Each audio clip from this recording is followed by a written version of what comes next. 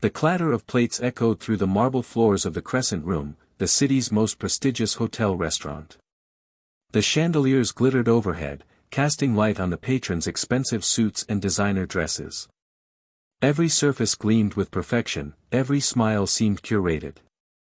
But in the corner, carrying trays of silverware with trembling hands, was Maya Jefferson, a 25-year-old waitress whose life was far from curated.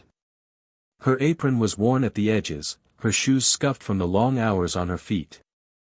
Maya had grown up in a neighborhood where opportunity was rare and struggle was constant, where doors rarely opened unless you forced them, and even then, they might slam shut in your face. Today, however, she had a chance to serve one of the wealthiest men in the city, Vincent Calloway, a billionaire investor known for his sharp tongue and sharper prejudices. Maya had heard the rumors before her shift. Calloway had a reputation for belittling anyone who dared to look different, speak differently, or think differently than him. But she reminded herself of her own motto, every challenge is a doorway if you refuse to step back. Her mother had instilled in her a resilience that was almost stubborn, a fire that refused to be extinguished. It started subtly. A sneer when she approached his table, a dismissive wave when she offered the menu. The other waiters had warned her, don't take it personally. He treats everyone like this. But Maya knew there was something sharper beneath the surface, something more personal, more malicious. When she poured the wine, Calloway's eyes narrowed. Do you even know what you're doing, girl? He asked, the word girl heavy with disdain. This is Chateau Margaux, not some street corner wine shop. Don't embarrass yourself, or me. Maya's hands clenched the tray. She reminded herself to breathe. She had been trained to serve with grace, to hold her dignity even when it felt like the ground beneath her was cracking. It's my pleasure to serve you, sir, she said, her voice steady despite the tremor in her heart. Calloway smirked, a predatory gleam in his eyes. Pleasure? I doubt that. You think you belong here? Don't you have somewhere more appropriate to be? The comment hung in the air, sharp and cold. The nearby diners pretended not to hear, but Maya felt the sting of every judgmental glance. Her face burned, but she forced a calm smile. Yes, sir, she replied, her voice quiet but firm. It wasn't long before he escalated. A napkin slipped from the table as she bent to straighten the silverware. Calloway's laughter cut through the room like a whip. Watch where you're going, girl. Or perhaps you need a lesson in proper etiquette. The restaurant was silent. The maitre d' looked away, unsure whether to intervene, while Maya's co-workers exchanged uncomfortable glances. Her chest tightened, humiliation washing over her in a torrent she wasn't allowed to acknowledge. But beneath the shame, beneath the hurt, a spark ignited. Maya didn't lash out, didn't cry, didn't run. She catalogued every detail, the sneer, the tone, the arrogance. She knew that this moment, painful as it was, would fuel something greater inside her. Hours later, after the last guests had left and the chandeliers dimmed, Maya retreated to the small apartment she shared with her younger brother, Tay. The walls were thin, the floorboards creaking under her tired feet, but it was her sanctuary. She collapsed onto her couch, a notebook in her hand, and wrote. Vincent Calloway thinks he owns the room. He thinks he can diminish me with words. Let him. Let him see how far I can rise while he's still trapped in his arrogance. That night, she didn't sleep. She plotted, not out of vengeance in the shallow sense, but out of a desire for justice. She reminded herself, power is taken, not given. Weeks passed, and Maya's resolve strengthened.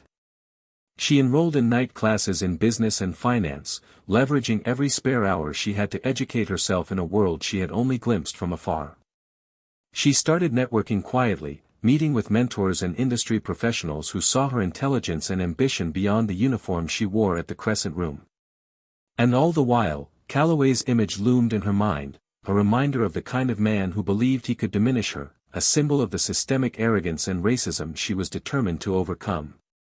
One evening, after a particularly grueling day, Maya's phone buzzed with an unexpected notification, an opportunity to intern with a small investment firm known for mentoring young professionals from underserved communities. The stipend was modest, but the exposure was priceless. She jumped at it, juggling her waitress job with late-night strategy sessions, absorbing every piece of knowledge like a sponge. It was in these moments, buried in spreadsheets and financial models, that Maya felt her first taste of true power, the kind that couldn't be taken away by sneers or prejudice. Every calculation, every pitch she rehearsed in her apartment mirrored a silent promise to herself: one day, the tables would turn. Months later, Maya landed a major role at the firm. Her boss, a seasoned investor named Harriet Donovan, recognized her tenacity and intellect. "Maya," Harriet said one afternoon, her tone sharp yet approving, "you've got a mind for strategy that most people twice your age don't. Keep this up, and you'll be shaping decisions, not just following them." Maya smiled, hiding the thrill that coursed through her veins. This was the first tangible step toward reclaiming control, toward reshaping the narrative that Calloway had tried to define for her. But the path was not without obstacles. Rumors of her past as a waitress, whispers about her street upbringing, and the occasional patron who underestimated her because of her accent or appearance constantly tested her resilience. Each time, Maya leaned into her work, using every slight as fuel, every doubt as motivation. One rainy afternoon, as she walked to her office in a downtown skyscraper, Maya's phone rang. The caller ID displayed a name that made her heart skip: Vincent Calloway. Her palms sweated. She considered ignoring it, but curiosity, and a sense of unfinished business, won out. She answered.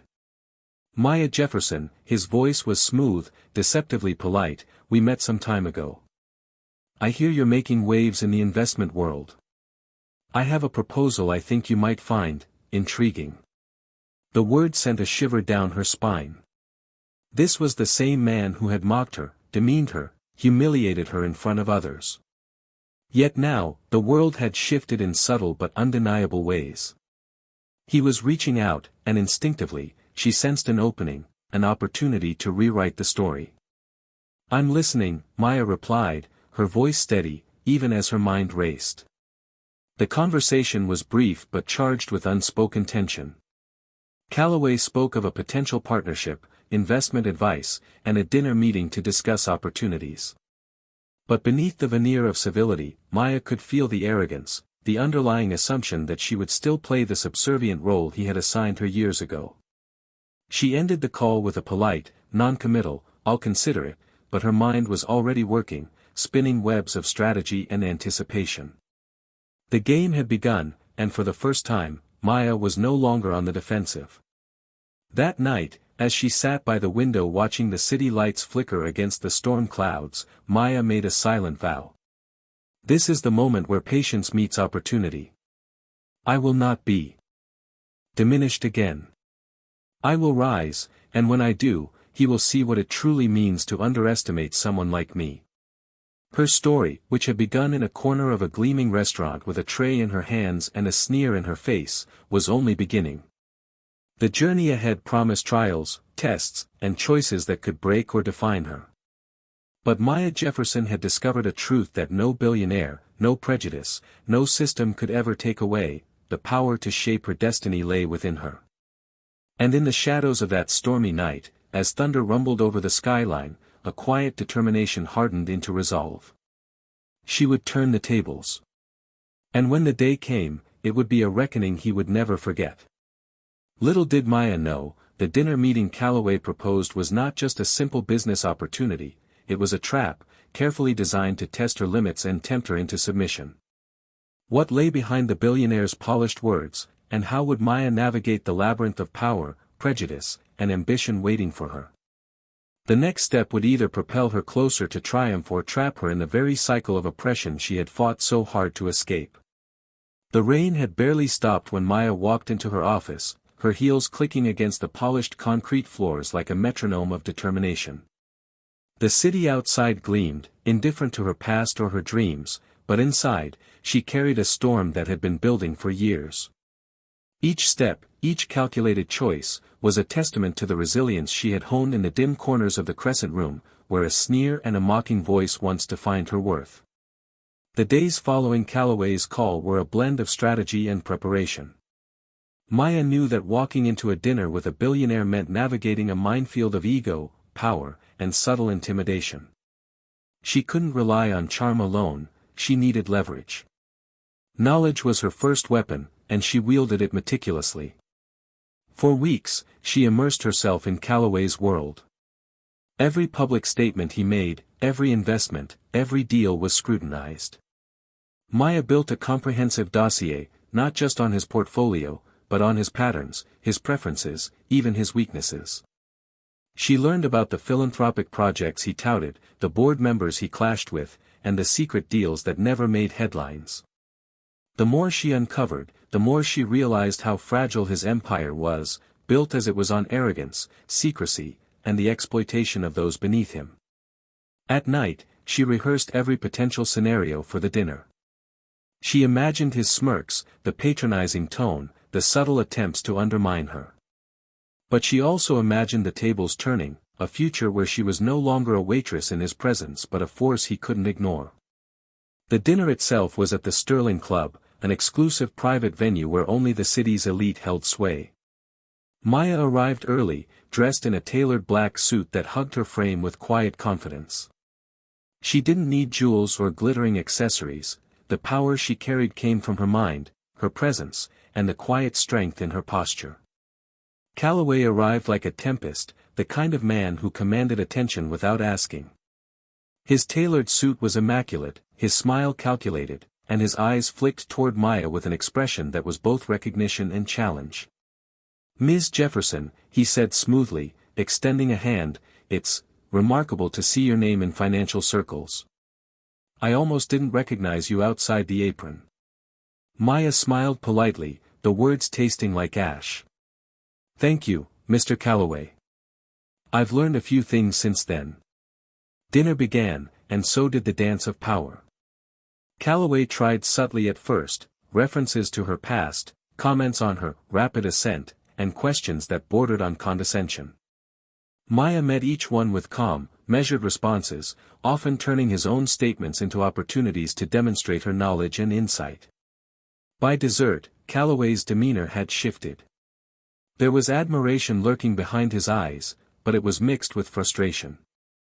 He was realizing that the girl he had belittled years ago was no longer someone he could control. The balance had shifted, though he refused to acknowledge it outright. After the dinner, Maya left with more than just a business card. She left with confirmation: Calloway respected only power, knowledge, and audacity. And she now had all three in abundance. Back at her office, Maya's career accelerated.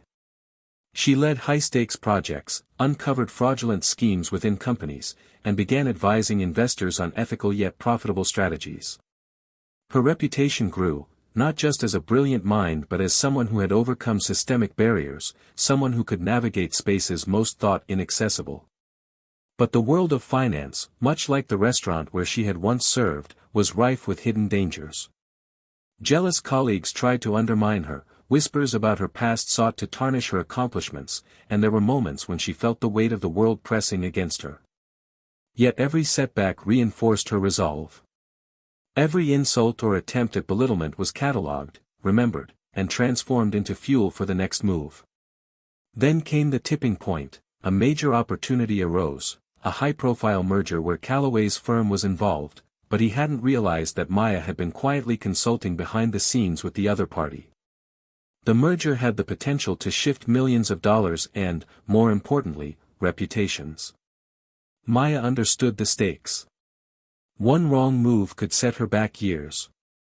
But the careful planning, the relentless pursuit of knowledge, and the quiet accumulation of influence had brought her to this very moment. She had the chance to challenge Calloway not just intellectually but financially, ethically, and publicly. Weeks passed as negotiations progressed, each meeting a chess move. Maya's presence was subtle but undeniable. She wasn't just a participant, she was a strategist, guiding outcomes in ways even Calloway hadn't anticipated. Her understanding of legal loopholes, ethical obligations, and financial leverage gave her an almost invisible hand in shaping the future of the merger. And then the first challenge came, a leak.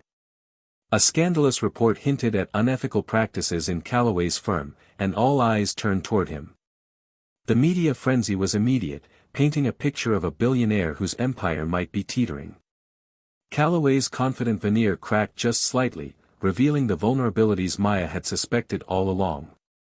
But she remained cautious. Power without patience can be dangerous, and she had learned the hard way that timing was everything. Every call she made, every document she prepared, every insight she shared had to be precise, deliberate, and untraceable to her involvement. Late one night, as she reviewed the merger's final documents, Maya received a message from an anonymous source, information that could decisively tip the scales. The sender claimed to have evidence of Calloway's direct involvement in suppressing minority-owned businesses in prior investments. This was not just leverage, it was a weapon. Maya stared at her screen, her heartbeat quickening. She realized the choice before her was monumental: deploy the information now and risk exposure, or wait for the perfect moment and ensure maximum impact. The decision could change her life forever, and perhaps bring the moment she had been waiting for since that fateful day at the Crescent Room. Her phone buzzed again. Another message: he's coming for you. Dinner is confirmed. Don't underestimate him. Maya's eyes narrowed. The trap she had anticipated years ago, the very one hinted at during his first call, was materializing. But now, she wasn't the same person who had stood trembling before him with a tray of wine. She was a strategist, a rising force, and the architect of her own destiny. The storm outside mirrored her own inner tempest. Lightning flashed across the city skyline as she made a silent vow: when the dinner comes, the tables will turn. And when they do, nothing will ever be the same for Vincent Calloway. The dinner had been set. Maya knew this was no ordinary meeting, it was a confrontation, a test, and possibly the final stage of her long, painstaking journey. Calloway believed he was still in control, that he could manipulate, charm, or intimidate her as he had once done. But Maya had prepared for this moment her entire life. The question remained: could she execute her plan flawlessly, exposing the man who once humiliated her while ensuring her own rise was untouchable? Or would Calloway's cunning and power trap her in a game she wasn't ready to lose? The next chapter would reveal whether Maya's careful strategy and unrelenting perseverance could truly turn the tables, or if the shadow of her past humiliation would reach out to reclaim her. The night of the dinner arrived like a storm ready to break. The Sterling Club's facade gleamed under the city lights, a glittering fortress of wealth and power. Inside, chandeliers reflected off polished floors, silverware sparkled under the glow of candlelight, and the soft murmur of high-profile patrons created an illusion of calm. Yet Maya felt the tension in her chest tighten, not out of fear, but anticipation. She arrived early, dressed in a sleek navy suit that radiated confidence without arrogance. Her hair was pulled back, her makeup minimal but precise, highlighting sharp eyes that missed nothing. Every detail was intentional, a silent statement that she had arrived not as a servant or a subordinate, but as an equal, a force to be reckoned with. Calloway was already there, waiting with a casual smile that didn't reach his eyes. He extended a hand, smooth and practiced. "Maya," he said, voice rich with faux charm. "You look transformed. Quite impressive." Maya shook his hand, careful to maintain the calm demeanor she had cultivated for months. "Thank you, Mr. Calloway. It's good to see you again." The dinner began under the veneer of polite conversation. Calloway attempted his usual tactics: subtle digs about her past, patronizing remarks about her rapid rise, and questions laced with condescension. But Maya was prepared. Each jab was met with calm precision, turning the conversation back on him with tactful insights and strategic questions that revealed her intelligence and awareness. He tried to bait her. "I hear you've been working with some interesting partners," he said, a sly glance hinting at doubt. "I hope they know how to handle someone like you." Maya smiled, her voice even. I choose my partners carefully, Mr. Calloway. They challenge me, and we grow stronger together. Isn't that what you always say about investments? A flicker of irritation crossed his face, quickly masked by a forced chuckle. Maya noted it, mentally recording every micro-expression. Power, she realized, was revealed in the small cracks of arrogance. As the courses passed, the air between them shifted. Calloway's confident demeanor began to waver under the weight of Maya's composure and expertise. Every anecdote he shared about his successes was met with Maya's insightful analysis, every boast countered with facts and careful strategy. He realized, perhaps for the first time, that the woman he had once demeaned could now match him step for step. Then came the pivotal moment. The topic of business ethics arose, a subtle minefield Maya had prepared for meticulously. Calloway launched into a discussion about minority-owned investments, philanthropy, and social responsibility. His words were calculated, meant to impress, but Maya had been gathering evidence for months, emails, contracts, financial reports, all revealing the manipulations he had used to suppress minority businesses in prior deals. Maya leaned forward slightly, her eyes locking onto his. "You've spoken eloquently about responsibility and inclusion, Mr. Calloway," she said. "But I've seen the other side. The deals that weren't publicized. The companies overlooked. The communities left behind. It seems your record isn't as impeccable as your speeches suggest." The room seemed to shrink. Calloway's jaw tightened. A flicker of panic crossed his eyes before the mask of confidence returned, but it was weaker, forced. Maya could see it. She had struck a nerve. "Careful, Maya," he said, a slight edge to his voice. "You're treading dangerous waters." She met his gaze evenly. "I'm simply presenting the truth. And truth has a way of shifting power, doesn't it?" Calloway laughed, but it was hollow. For the first time, he realized that his influence over her was gone. The fear, the submission, the humiliation he once wielded like a weapon, they no longer existed. Maya had transformed those moments of oppression into strategy, knowledge, and leverage. But Maya wasn't done. She subtly indicated that she had connections with other investors, journalists, and board members, people who could bring scrutiny to his firm if the unethical practices continued. Calloway's smile faltered as the implications sank in. Throughout the dinner, Maya maintained her poise, never raising her voice, never showing anger. She let the truth, the facts, and her calm authority do the work. Every bite of dessert, every sip of wine, was another moment of controlled power, a silent message that the tables had indeed turned. Yet the climax was not in confrontation alone, it was in the quiet revelation of her independence. By the time coffee was served, Calloway realized that his wealth, reputation, and influence were no longer absolute. Maya had become a force beyond his control. And the seed of doubt had been planted. After the dinner, Maya walked out into the cool night air, feeling the weight of the encounter lift from her shoulders. But she knew this was only a chapter, not the conclusion. Calloway would regroup, strategize, and attempt to reclaim dominance. Her job now was not only to defend her position but to ensure that the power she had gained was untouchable. Over the next few weeks, Maya leveraged her network, solidified her investments, and ensured her allies were firmly in place. Every move was calculated, precise, and deliberate. The city's financial circles began to take note, not just of her success, but of the subtle dismantling of Calloway's unassailable image. Then came the tipping point, a public conference where Calloway was scheduled to speak about corporate responsibility. Maya had an opportunity to present evidence she had gathered discreetly, exposing unethical practices while simultaneously highlighting her own strategic achievements. But there was a risk. If handled poorly, it could backfire, painting her as vindictive rather than visionary. She spent sleepless nights planning every word, every slide, every nuance of her presentation. Her team rehearsed scenarios, anticipating every potential counter from Calloway and his allies. Finally, the day arrived. The conference hall was packed with media, investors, and influential figures.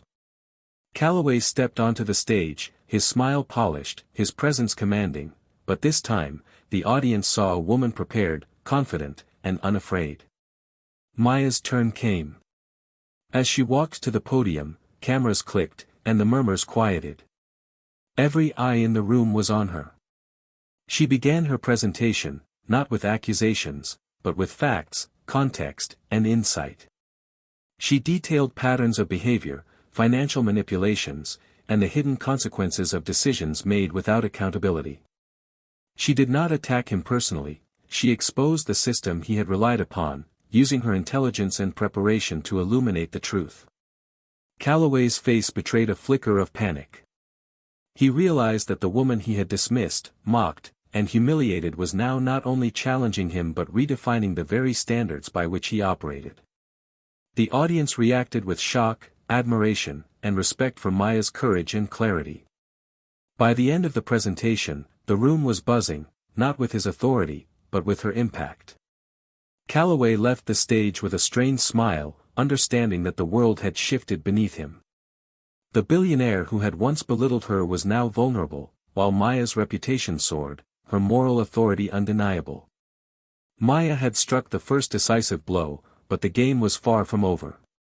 Calloway would not accept defeat quietly. Whispers of retaliation, attempts to undermine her alliances, and threats to her professional credibility loomed on the horizon.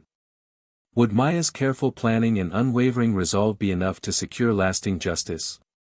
Or would the weight of her opponent's power and influence force her into a perilous gamble, where one misstep could undo everything she had worked for? The final chapter would reveal not just Maya's triumph, but the ultimate lesson in resilience, justice, and transformation. The city skyline glimmered under the dawn as Maya walked into her office that morning, her heels echoing with purpose. She had weathered months of careful strategy, meticulous planning, and unrelenting pressure. Every sleepless night, every insult, every microaggression from Calloway had been catalogued, studied, and transformed into ammunition, not for vengeance in the petty sense, but for justice. The previous conference had been a turning point. Her presentation exposing systemic exploitation in Calloway's empire had gone viral in financial and social circles alike.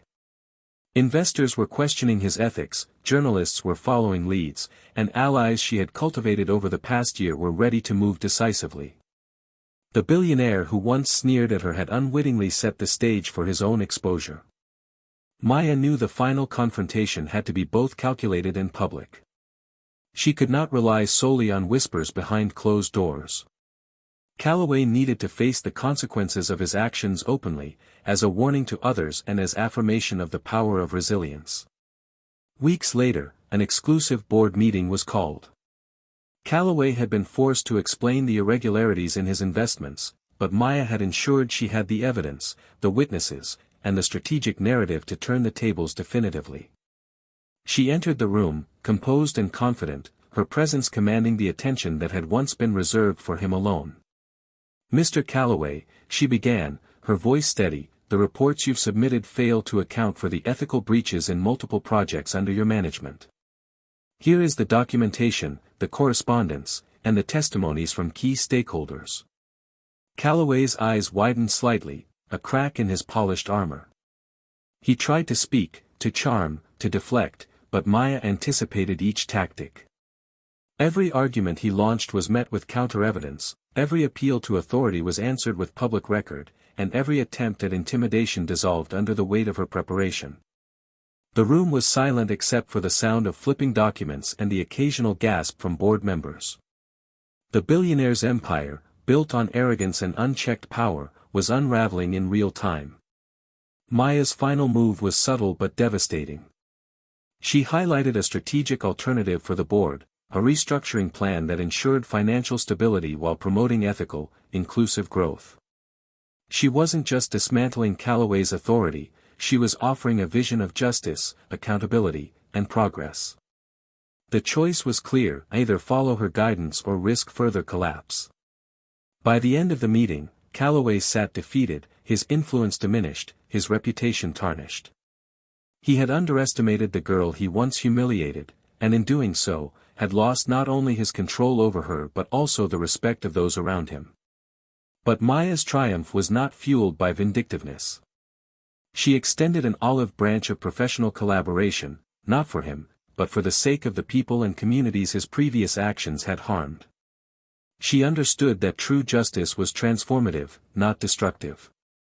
Months later, Maya's career reached unprecedented heights.